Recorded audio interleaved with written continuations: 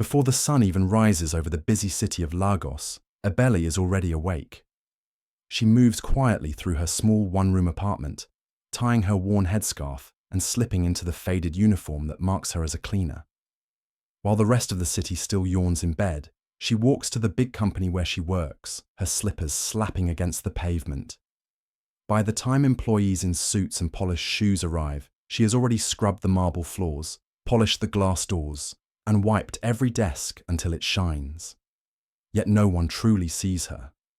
They walk past as though she is invisible, their eyes fixed on their phones or conversations. To them, she is just part of the background, a shadow in the grand building. But Ebele carries herself with quiet dignity. She never complains, never shows bitterness. Inside, she dreams of a better life, one where her hard work might be recognized, where she can rise beyond scrubbing floors. But for now, she holds her head high and does her job with care, knowing her worth even if others do not. On this particular morning, her new boss walks into the building. Femi, son of Chief Adekunle, the powerful owner of the company, has just been appointed as the director. He is young, handsome, and carries himself with the confidence of wealth. Employees whisper his name as he passes, eager to please him, afraid to offend him. His polished shoes echo against the floor Ebele has just finished cleaning. For a brief moment, she glances up at him, curious, cautious, but hopeful. Maybe he will notice her. Maybe he will at least nod. But Femi does not even look her way. His eyes slide past her as though she doesn't exist.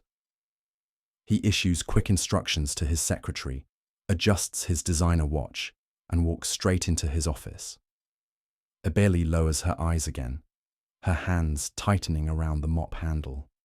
She is used to this kind of disregard, yet a small sting settles in her chest. She whispers a silent prayer for strength and returns to her work, unaware that this man who barely noticed her existence would soon be the center of a story that would change both their lives forever. Femi grew up surrounded by wealth, the kind that shields a man from reality. He drove flashy cars, wore tailored suits, and dined in expensive restaurants without thinking twice about the cost. For him, life was smooth, predictable, and filled with luxury. Inside the company, he walked like a king, his head high, his tone sharp, his presence commanding attention. Workers bowed slightly when he passed, their eyes dropping, their voices low. To them, he was the director, the son of Chief Adekunle. But to Femi, they were simply beneath him, people who existed only to serve his comfort. Ebele saw this side of him every day. Each time she scrubbed the tiles near his office, he would stride past without a greeting. If his desk had a smudge, his voice would cut like a knife, cold and impatient. "Can't you do anything right?" he once snapped, not waiting for her response. Sometimes he would leave his coffee cup on the edge of the table, knowing someone would clean it without a word. Other times, he would toss papers toward the bin and walk away, not caring if they scattered across the floor. But Ebele never answered back. She bent her head slightly, picked up the papers, and continued with her duties. When he spoke harshly, she swallowed her pride and responded with respect. She never let his arrogance poison her spirit. There was a calmness about her, a grace that made even the sting of his words lose their weight. Deep inside, she reminded herself that dignity was not measured by wealth, but by character. Others noticed how Femi treated her, yet she remained steady. Even when his dismissive glances made her feel invisible, she carried on with quiet strength. In her heart, she whispered prayers, asking God to give her patience.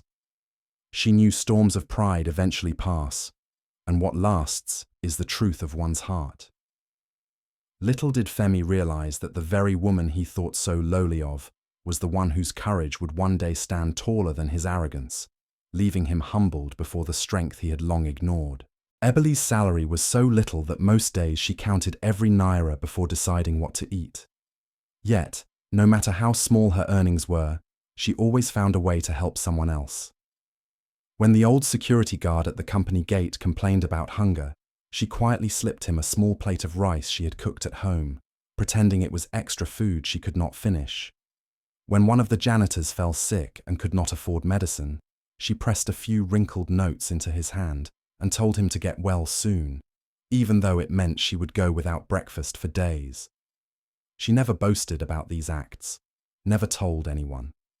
To her, kindness was not something to be announced, it was something to be lived.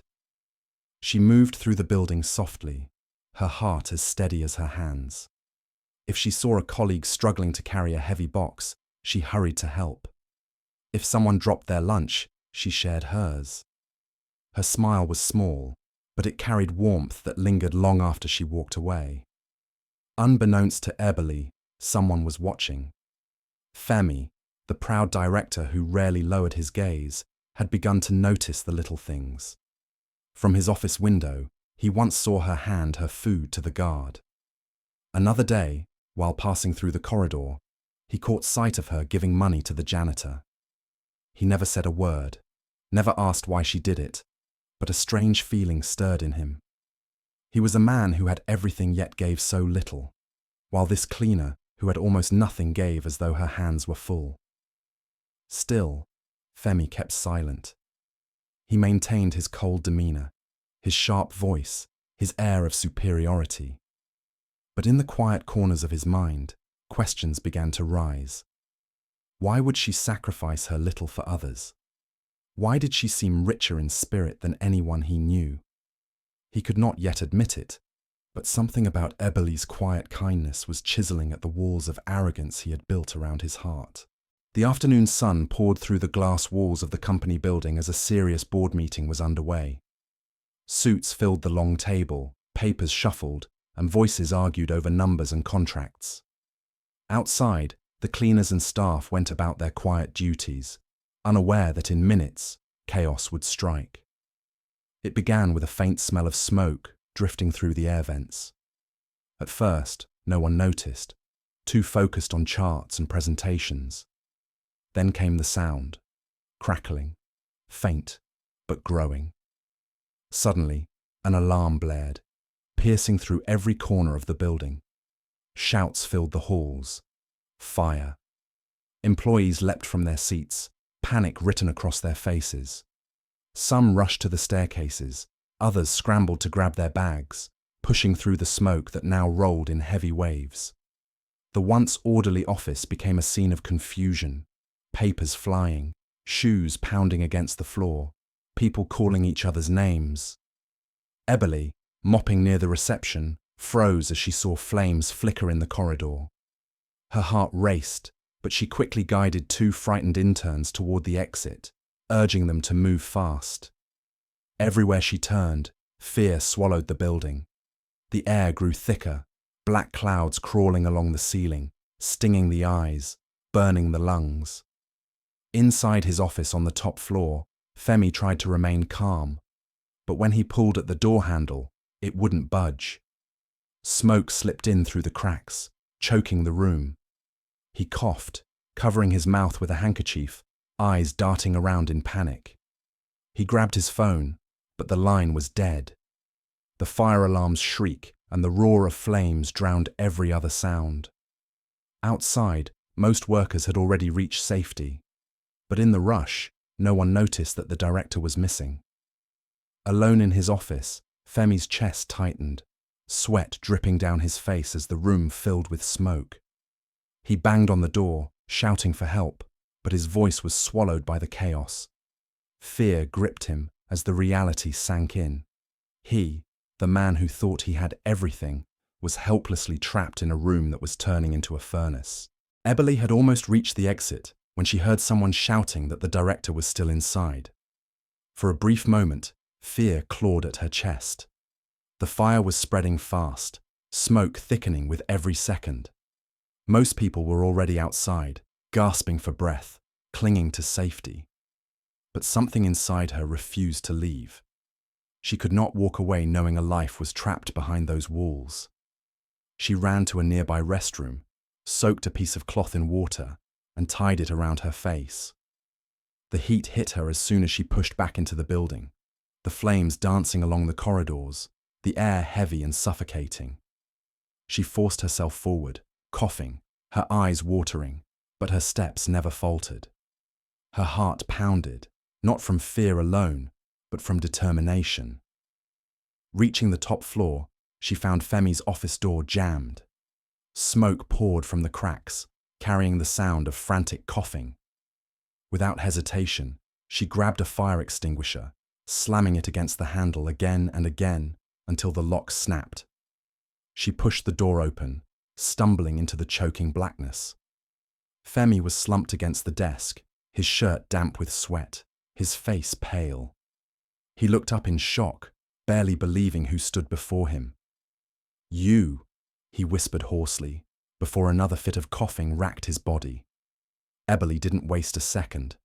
She pulled his arm over her shoulder, urging him to move. Step by step, she dragged him out, her own lungs screaming for air, her body trembling under the weight. Somehow, they reached the staircase. The smoke swirled around them, but she pressed on until the doors to the outside burst open. Fresh air rushed against their faces as they collapsed on the pavement, coughing and gasping, their bodies shaking but alive. For a long moment, Femi lay on the ground, his chest heaving, staring at the woman beside him. This poor cleaner, the one he had dismissed countless times, had risked everything to save him. His eyes burned, not just from smoke, but from a realization he could not ignore. The fire was put out, the offices repaired, and life inside the company slowly returned to normal. But for Femi, nothing felt the same. Each time he closed his eyes, he remembered the moment the office door burst open and Abele's figure appeared through the smoke. He remembered the strength in her hands as she dragged him out, the determination in her eyes as flames closed in. That image stayed with him like a shadow he could not escape. Days later, as he walked through the building, he found his eyes drawn to her. Ebele, as always, moved quietly from one corner to another, mopping floors, wiping windows, carrying buckets. She did not boast about what she had done. She did not expect praise or reward. Instead, she carried on with the same humility, the same calmness, as though saving his life had been just another part of her duty. Femi began to notice details he had ignored before. How she greeted the guards with a respectful nod each morning. How she paused her own work to help a struggling colleague. How she never frowned, even when the tasks were heavy or when others spoke down to her. There was a dignity in her silence that humbled him. The arrogance that once ruled his heart began to fade. He no longer looked at her as just a cleaner. He saw a woman of strength, someone richer in spirit than anyone he had ever met in his wealthy circles. When their eyes met across the corridor, he felt something shift inside him, an admiration that carried weight, deeper than gratitude. Late at night, sitting alone in his office, he found himself asking questions. Why did she risk her life for him, a man who had treated her so poorly? What kind of heart gives so freely without expecting anything back? Each answer only deepened his respect. Without realizing it, the proud director who once dismissed her had begun to see her not as invisible, but as extraordinary. And with every passing day, his heart leaned closer to hers. It started quietly, with curious glances in the hallways. People noticed how the director, once too proud to greet anyone below his level, now paused to speak with the cleaner. At first, it was only a greeting, Femi asking how she was, thanking her for her work. But soon, his presence lingered. He would stop by the reception to chat, sometimes even carrying his own coffee cup back to her station instead of leaving it on his desk. Whispers spread quickly. "Have you seen how the boss talks to her?" one secretary murmured to another. "It's almost as if she thinks she belongs in his world," another laughed, rolling her eyes. The gossip grew louder, words dripping with mockery. Some workers smirked when Eberly passed, throwing sharp comments about cleaners trying to act like queens. Eberly heard every word. She felt the sting in her chest, but she carried on with quiet strength. She reminded herself that she had not sought this attention. She had only done what was right on the day of the fire. Still, the gossip weighed heavy. Sometimes, when she bent over the bucket, tears threatened to fall, but she swallowed them back, determined not to show weakness. Femi, however, did not stay silent. One afternoon, he walked into the staff lounge and overheard two employees mocking Abele. His voice cut through the room, firm and sharp. "If you value your jobs, you will respect every worker in this company. She deserves more honor than any of you because she risked her life for mine." The room fell silent, eyes wide with shock. From that moment, the whispers died down, replaced with uneasy respect. Though some still muttered in private, none dared speak against her in his presence. Ebele was humbled by his defense, though she never asked for it. Femi's loyalty was clear. He was no longer ashamed to stand by her side, no matter what others thought. And slowly, the company began to see her not as invisible, but as someone whose courage had earned even the highest man's respect. The evening air was calm, the company grounds almost empty after a long day. Ebele finished cleaning the reception and stepped outside to rest on the steps, her hands tired, her uniform damp with sweat. She thought she was alone, but footsteps approached. When she looked up, it was Femi. He wasn't dressed in his usual sharp suit. Instead, he wore a simple shirt, his face softer than she had ever seen it. For a moment, neither spoke. Then Femi drew a breath and said quietly, "Ebele, there's something I need to tell you." She shifted uncomfortably, unsure why the director would seek her out at this hour. His eyes held hers, steady and honest. "You saved my life," he continued. "But it's not just that. Since that day, I see you differently. I see your strength, your kindness, your heart. And I have fallen in love with you." The words struck her like lightning. She blinked, certain she had misheard. Then suspicion rushed in. Was this some kind of cruel joke? A test to mock her? She shook her head, her voice trembling. "Sir, please don't play with me. I am just a cleaner. People like me don't belong in your world." But Femi stepped closer, his voice firm yet gentle. "Don't ever say that again. You are not just anything. You are the woman who walked into fire for me. The woman who gives when she has almost nothing. Do you know how rare that is? Money cannot buy such a heart." Her chest tightened, torn between disbelief and the sincerity she saw in his eyes. Slowly, the walls she had built around her heart began to crack. His words were not polished flattery. They were raw, spoken with a truth she could feel. That night, under the fading glow of Lagos streetlights, their bond began. Not loud, not rushed, but quiet, rooted in respect, watered by gratitude, and slowly growing into something neither of them had expected. For the first time, Ebele allowed herself to believe that perhaps love could bloom even from the humblest soil. The evening Ebele was taken to meet Femi's family, her heart pounded harder than it ever had. She wore her best dress, simple but neat, and held her hands together to stop them from trembling. Femi walked beside her confidently, but she could feel the weight of what awaited. The Adekunle mansion sparkled with chandeliers and polished marble floors, a world far removed from the tiny room she called home. Inside, his parents and siblings sat waiting. At first, they smiled, expecting to see a woman of equal wealth and class. But when their eyes fell on Ebele, their expressions hardened. Whispers ran through the room, sharp as knives. His mother was the first to speak, her voice filled with disbelief. "Femi, who is this? Surely not the woman you bring before us as your choice." "She is Ebele," Femi said calmly, holding her hand. "The woman I love." Gasps followed. One of his brothers scoffed openly. Love? With a cleaner. His sister added cruelly. She probably saw your kindness as an opportunity to rise above her status. Look at her. Does she belong in this family? Eboli lowered her gaze, shame burning her cheeks. Every word pierced her, but she stayed silent, unwilling to defend herself in a house that already judged her. She thought perhaps Femi would bend under the pressure, that he would turn away. But instead, his voice rose, steady and strong. Enough, he said, his eyes sweeping across the room. Yes, she is a cleaner.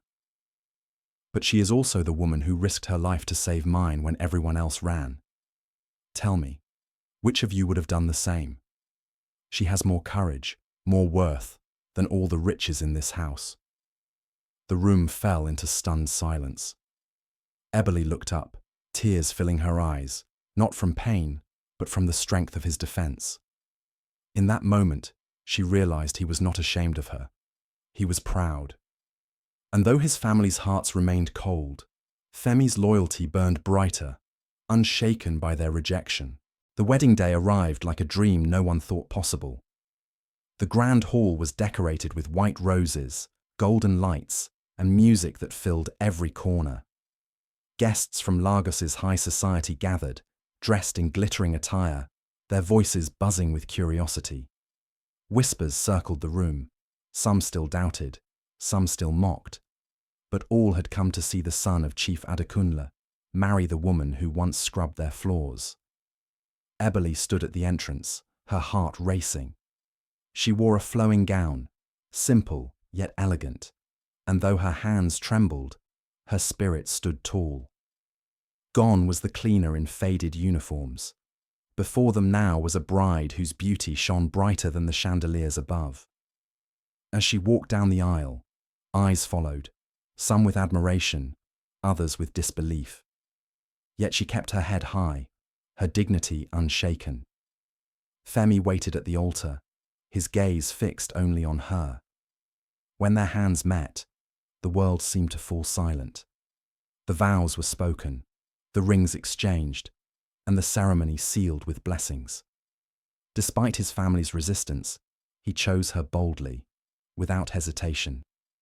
Then, turning to the crowd, Femi's voice carried across the hall. True wealth, he said, is not in power or position, not in the cars we drive or the houses we own. True wealth is in the heart that risks everything for love. This woman risked her life to save mine. She gave when she had nothing. And today, I honor her not as a servant, but as my wife, my equal, my forever. The hall fell silent before erupting into applause. Even those who once whispered against her could not deny the truth in his words. Tears glistened in Eboli's eyes as she stood beside him, not as the invisible worker, but as the honored bride of the man she once served. And as the music rose and the celebration began, the story closed with a truth that echoed in every heart. Sometimes the hands that wipe the floors are the same hands that lift you from the fire.